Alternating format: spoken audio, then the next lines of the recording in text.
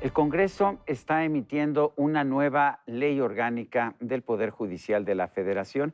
En términos generales, no ha sido muy cuestionada esta ley, pero hay un artículo transitorio que ha generado una gran discusión. Es un artículo transitorio que alargaría el mandato del presidente del Consejo de la Judicatura, que es también el presidente de la Suprema Corte, y de otros consejeros de la Judicatura por 2 años. Y esto sí ha generado una fuerte discusión.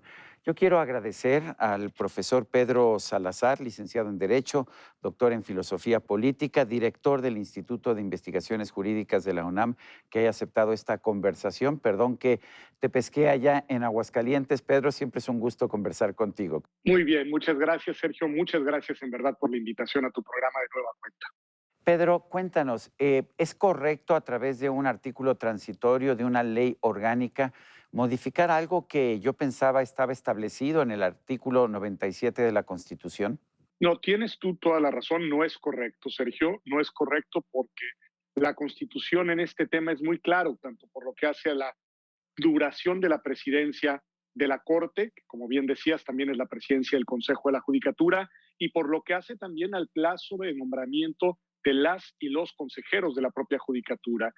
La Constitución en estos dos puntos no da ni siquiera margen para interpretación, es muy precisa, es muy puntual, establece plazos temporales cerrados, puntualiza la imposibilidad de la reelección, de prolongar los mandatos, y en ese sentido lo que se pretende hacer con este artículo transitorio vulnera la Constitución, contradice su texto y es en ese sentido y por lo mismo a todas luces inconstitucional. Así que se trata de una decisión política, ahora aprobada en su primera etapa, pero previsiblemente podrá ser ratificada en Cámara de Diputados, que de ser aprobada adolecería de una inconstitucionalidad flagrante, clarísima, y creo yo que sería además desde el punto de vista institucional sumamente desafortunada.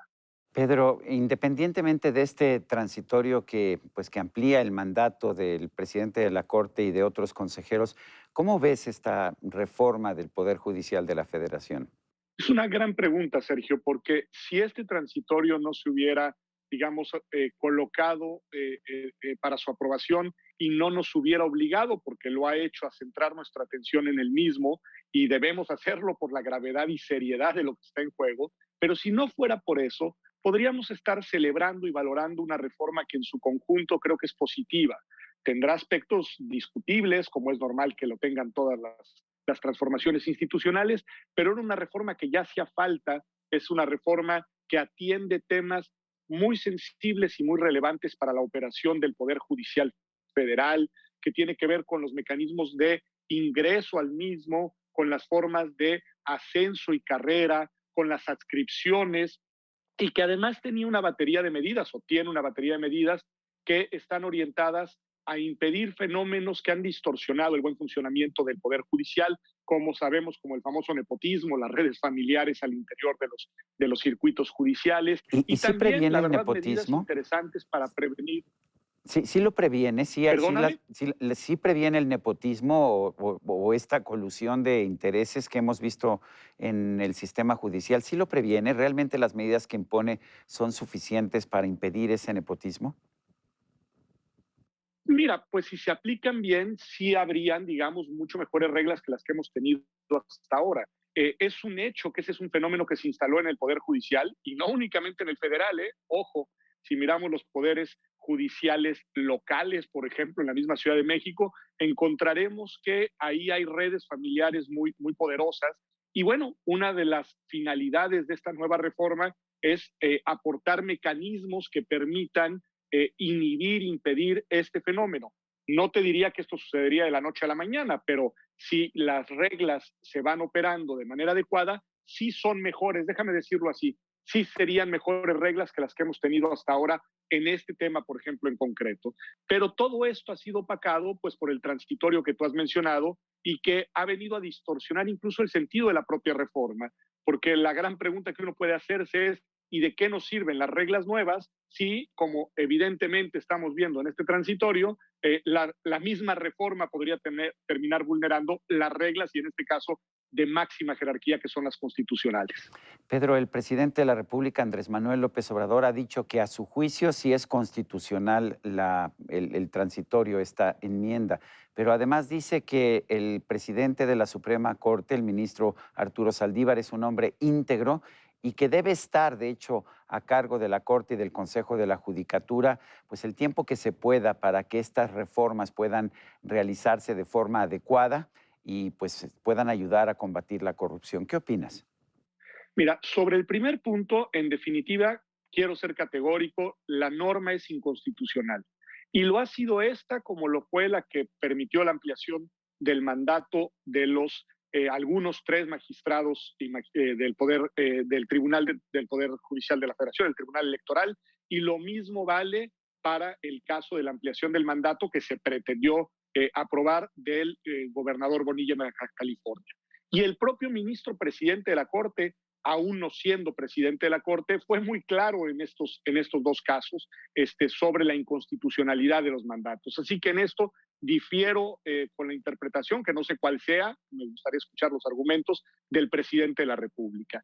Y sobre el otro punto, las reformas institucionales no pueden depender de las personas, Sergio. Es decir, que el ministro presidente sea un hombre probo, un constitucionalista solvente y un, digamos, funcionario público con una trayectoria destacable, no nos lleva ni nos tiene por qué llevar a la conclusión de que deba ser él el que encabece la implementación de una reforma que requiere además un plazo de tiempo mucho más amplio, que trascenderá seguramente este mandato y probablemente otros más en la presidencia de la Corte.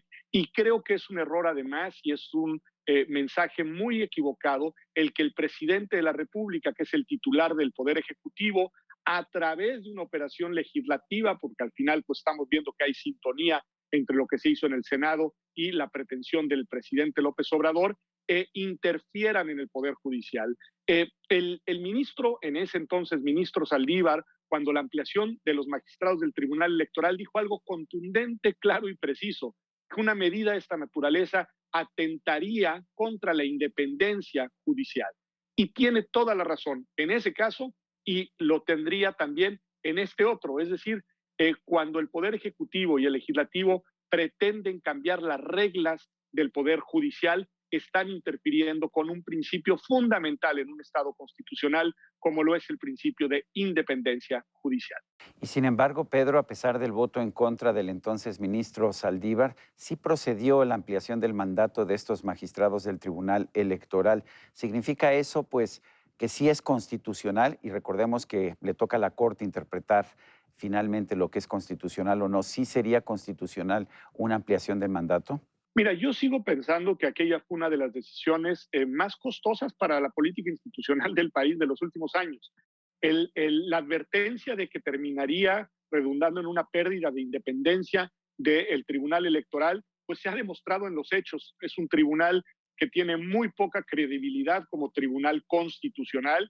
Lo miramos siempre con mucha desconfianza, como si se tratara de un tribunal político, y yo creo que el origen de esta desconfianza está en el hecho de que aquellos magistrados aceptaran aquella ampliación de mandato a sabiendas de que contradecía la Constitución y que en efecto, como dices, al final una mayoría de ministros y ministras terminó avalando esa decisión. Yo creo que fue una decisión, vuelvo a decirlo, muy equivocada, que sigue siendo, a mi juicio, que adolece de un vicio de constitucionalidad, aunque, como bien adviertes, al haber sido resuelta por el Tribunal Constitucional, por la propia Corte y haber sido avalada, pues siguió surtiendo efectos y al día de hoy lo sigue teniendo. Pero yo creo que ese vicio de constitucionalidad, vuelvo a decirlo, también se tradujo en una merma de la independencia de criterio y del rigor jurídico en las decisiones del Tribunal Electoral. Y vuelvo a decirlo, creo que esa ha sido una muy mala noticia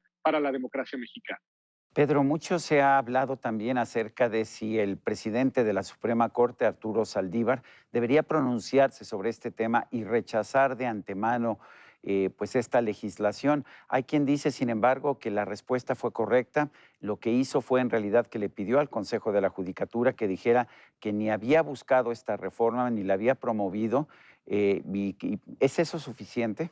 Mira, está en una situación muy complicada el presidente de la Corte, independientemente de lo que piense sobre esta decisión, que lo desconocemos. Yo supongo que seguirá pensando que se trata de medidas inconstitucionales, como lo hizo en los dos precedentes a los que ya hemos hecho mención, pero en este momento en concreto, mientras la Cámara de Diputados no se pronuncie sobre el particular, creo que ha sido atinado que él y sus compañeros de la Corte y compañeras hayan guardado silencio. ¿Por qué? Porque eventualmente si esto se aprueba y eventualmente si esa norma aprobada se impugna, terminaría en la mesa de la propia Corte, Sergio, y ellos no pueden adelantar públicamente un criterio. Cualquier posicionamiento sobre el particular podría eventualmente tener consecuencias en el momento en el que tuvieran que analizarlo en última instancia. Esto por lo que hace, digamos, a la dimensión jurídica del asunto, que creo que en el caso del presidente de la Corte, como presidente de la misma, es la que debe de tener más presente. Hay quien dice que podría haber un pronunciamiento de carácter más político. Yo preferiría que no lo hubiera. Quiero creer, lo desconozco y quiero ser muy claro en eso, pero quiero creer que él sigue pensando que este tipo de decisiones merman la independencia judicial y además es a todas luces inconstitucional, pero creo que no ha llegado el momento, todavía no es tiempo, de que si esa es su posición, la haga pública. Esperemos a que la Cámara de Diputados se pronuncie, esperemos a ver qué sucede y lo que sí no podemos, eso sí, ignorar es que está siendo sumamente desgastante para todo el Estado mexicano y ha generado una zozobra innecesaria en la discusión pública nacional. Pedro, si este asunto llega al Pleno de la Suprema Corte, como mucha gente nos está diciendo, en caso de que la Cámara de Diputados lo apruebe, ¿tendría que excusarse el ministro presidente Arturo Saldívar por ser directamente beneficiado? Pues mira, no lo sé, pero es uno de las grandes dilemas que una situación tan inusual como esta ha generado. Es una gran pregunta, porque además no hay que perder de vista otra cosa, Sergio. No solamente es una norma que tiene digamos, un defecto de constitucionalidad por contradicción evidente con normas expresas de la Constitución, sino también por otra ruta, y esto también se había advertido en los otros casos. Se trata de una norma que se conoce como norma privativa, porque es una norma que solo tiene efectos sobre determinadas personas concretas, es decir, sobre quienes se verían en concreto beneficiadas por la ampliación del mando. No se trata de una norma como deben ser las normas en un Estado constitucional de carácter general. Déjame ponerte un ejemplo. La norma que dice que quien ocupe la presidencia de la Corte durará en su mandato 4 años y no podrá ser reelecto, es una norma de carácter general porque no va dirigida a ninguna persona en concreto que esté ocupando la presidencia de la Corte, sino a todas aquellas que en algún momento histórico lo hagan. En cambio, el transitorio que se pretende aprobar sí lleva nombre y apellido, y ese tipo de normas privativas están prohibidas por la Constitución. Entonces, regresando al punto que tú planteas, se vuelve una situación muy compleja, porque además hay que recordar que la inconstitucionalidad de una norma solo puede ser decretada por una mayoría de 8 votos sobre 11 en la Corte. Entonces, el hecho de que uno de los 11 votos se excusara, pues también generaría pues un problema en términos de la mayoría necesaria para declarar la inconstitucionalidad.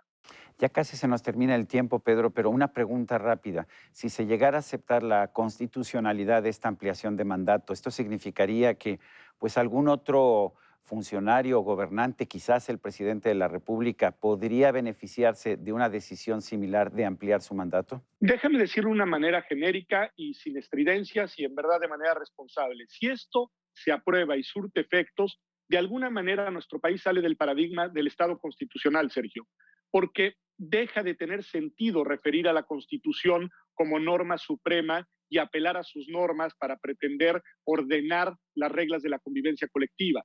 Para ir a tu pregunta concreta, si esta norma se aprueba y surte efectos, cualquier cosa puede pasar. ¿Por qué? Porque la Constitución ya no es un referente, porque si sobre una norma tan clara o dos normas tan claras de la Constitución prevalece una decisión política en un artículo transitorio de una ley secundaria, entonces el referente constitucional pierde todo su sentido y todo es posible, Sergio, lo cual creo que nos debe preocupar a todas y a todos con mucha seriedad en este país. Pedro Salazar, director del Instituto de Investigaciones Jurídicas de la UNAM, gracias por esta conversación. Al contrario, Sergio, muy buenas noches y muchas gracias a ti. Gracias. Sí. A usted, amigo televidente, que hace posible este programa, se lo agradezco también. Esto es todo por hoy, pero no se lo olvide. Nos vemos la próxima.